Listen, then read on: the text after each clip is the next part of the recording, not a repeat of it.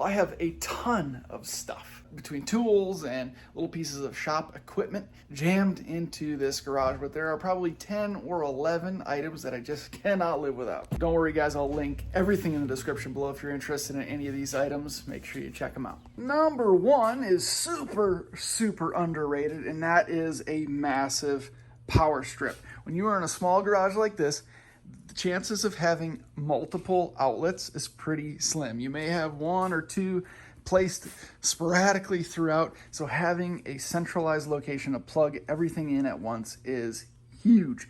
There's most likely going to be a time where you need to charge your phone, but at the same time you're going to need to charge a drill and also have a fan plugged in or an extra lighting source.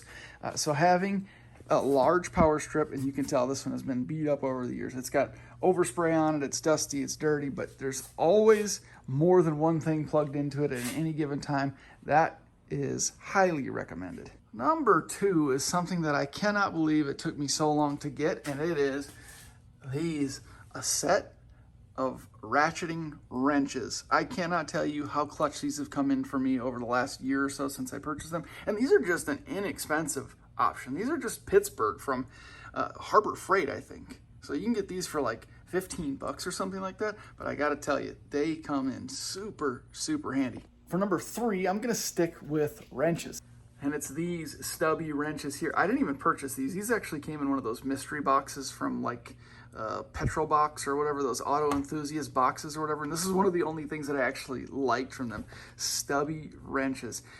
I tell you, it's not something you use all that often, and you can't get a lot of leverage with them, but when you get to a point where there's something so tight and it's a struggle to get to, you're gonna wish you had a set of these. I'm gonna combine these Stubby ratchet wrenches in with that number three as well, because again, these are something that I use very rarely, but having a small stubby handled swivel head ratchet set is huge. I'm looking around the garage here, I come up with more and more things like, oh yeah, I gotta mention that. That's gotta make the list. So we're gonna go through a bunch of them, and then maybe I'll have a couple of honorable mentions, but let's get back to the list. Number five is my little organizational bin. I got everything in your spare hardware, gaskets, wire clamps, fuses, and air fittings and screws and swivels and all sorts of stuff, extra lug nuts, lug keys. Having some organization in your garage is huge. This thing has traveled with me from state to state for years, and it continues to accumulate new things. I continue to relabel bins, and no matter what, this thing is very helpful. And I'll just go ahead and combine organization in general for number five.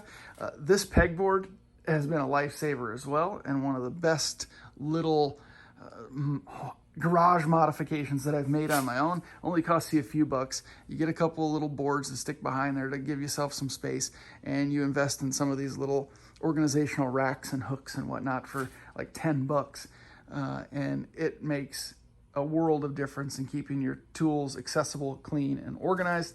A little rack from above, and then of course the shelves have been a massive addition to this garage, getting things up and off the floor, keeping everything organized, just giving me an overall much larger, more open feel in this garage, and it's huge. Organization's everything. Number six, I'm gonna say this ratcheting brake caliper tool. This is huge also. They're not cheap. I want to say they're like 30 or 40 bucks or something like that, but anybody that's ever done their own brake jobs knows how it can be difficult or frustrating or just annoying when you put your new set of pads in and now they're too tight. The pistons, the caliper pistons are too tight to get it over your brake rotor, and then you gotta try to, figure out how to use a C-clamp or push down with a screwdriver or disconnect the lines to relieve some of the pressure. It's just annoying. So one of these little ratcheting tools, you stick down in there between the brake pistons and you ratchet it open, and it pushes those pistons back into the calipers, giving you plenty of clearance to fit your new pads over your rotors. This is huge. Link in the description below. Number six, ratcheting brake tool. Number seven, sort of a general one, but I gotta say an awesome workbench. It's a really cool add to any home, garage, or shop. Really, any bench, workbench will do, but it should be sturdy, it should be durable. This one has traveled with me from state to state to state over the years, has been in multiple garages, it's had tons of projects take place on it, and it has really got a cool finish and cool patina now. It's totally custom.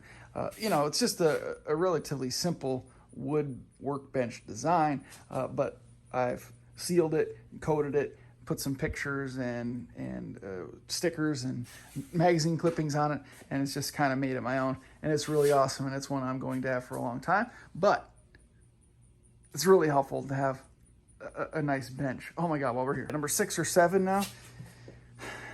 This could be an honorable mention, but a bench vise is, oh my God, I can't tell you how long I needed one of these, and I just never made myself buy one.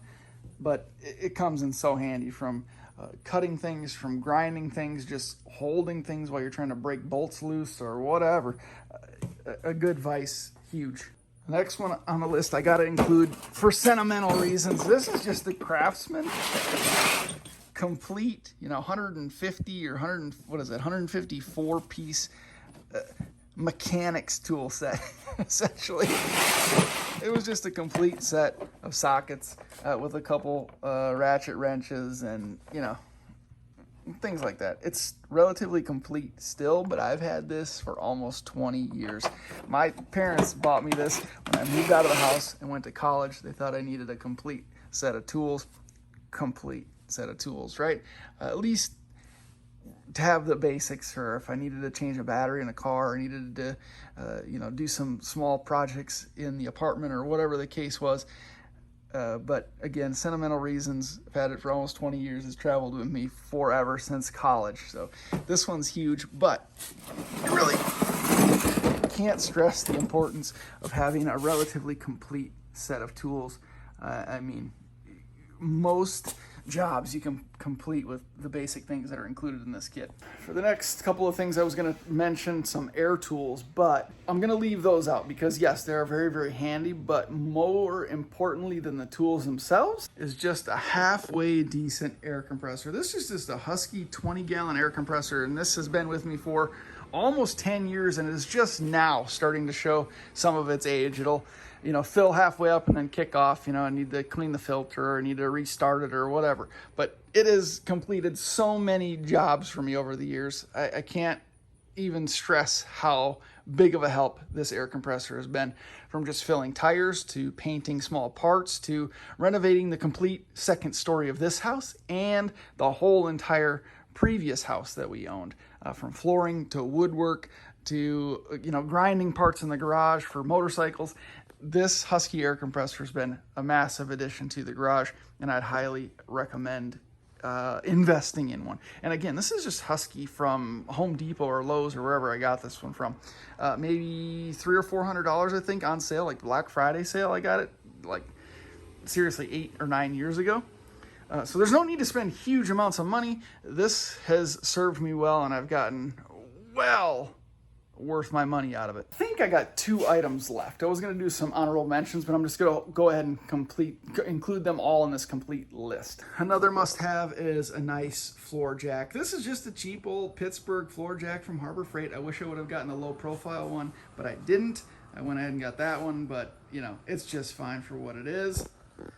But you need that if you do any car work whatsoever on your own. Floor jack is essential. And finally, I'm going to say lighting. Lighting is huge. Get yourself some decent lighting for your garage. It makes a world of difference when you're doing any project whatsoever, but especially working on a car.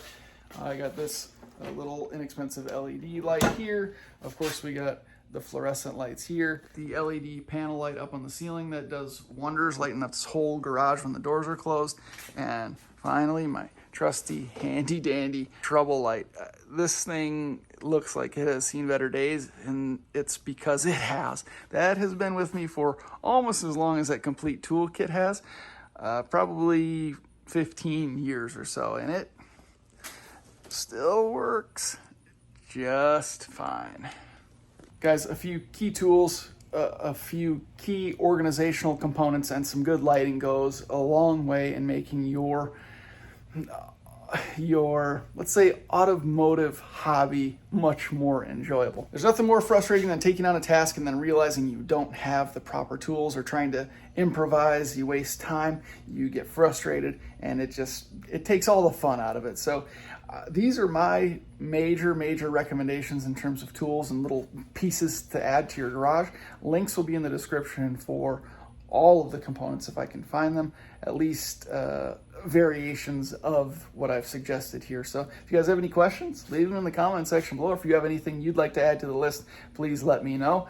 And if you think there's something out there that I don't have that you would suggest to me, I'm all for it. Thank you guys very much for watching. I appreciate the continued support. A lot of good stuff coming up for the Q50 and all the cars in the stable. So keep watching. Thanks a lot. See you in the next one.